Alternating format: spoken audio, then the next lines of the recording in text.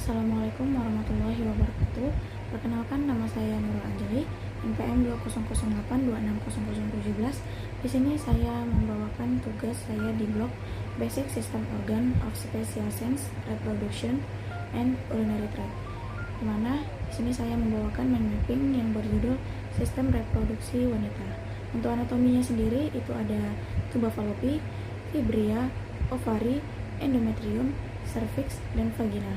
Untuk histologinya itu ada ovarium, terdapat korteks, medula, sel granulosa, corpus luteum.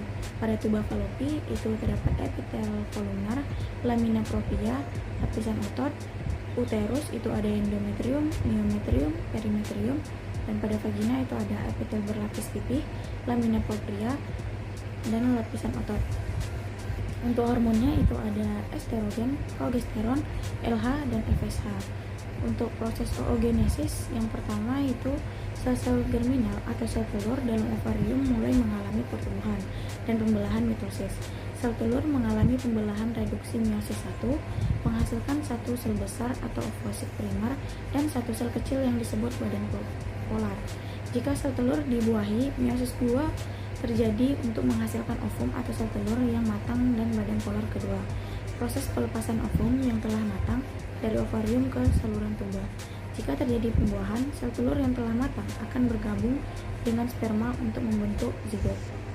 Untuk siklus menstruasi itu ada 4, ada fase menstruasi hari 1 sampai 5, fase folikular hari 1 sampai 13, ovulasi hari ke-14, fase luteal hari ke-15 sampai 28. Untuk masa subur pada wanita itu adalah kompetitor info periode dalam siklus menstruasi, di mana paling mungkin untuk hamil. Ini terjadi ketika pertengahan siklus, biasanya sekitar 14 hari sebelum menstruasi berikutnya dimulai. Pada umumnya, masa subur dimulai sekitar hari ke-10 hingga hari ke-17 dari siklus menstruasi, dihitung dari hari pertama menstruasi. Untuk fase menopause itu ada 3. Ada perimenopause, yaitu periode transisi menuju menopause yang dimulai beberapa tahun sebelum menstruasi berhenti sebenarnya.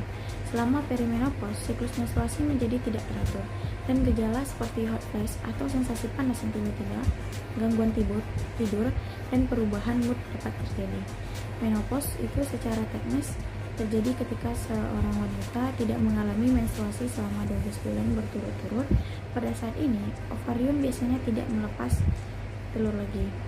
Pada fase postmenopause, itu periode setelah menopause. Ketika gejala perimenopause sering kali mereda, wanita dalam fase postmenopause berisiko lebih tinggi untuk masalah kesehatan seperti osteoporosis karena penurunan kadar estrogen. Dan ini referensi yang saya gunakan. Dan dari saya, semoga pemaparan mapping yang saya berikan bermanfaat. Saya akhiri. Assalamualaikum warahmatullahi wabarakatuh.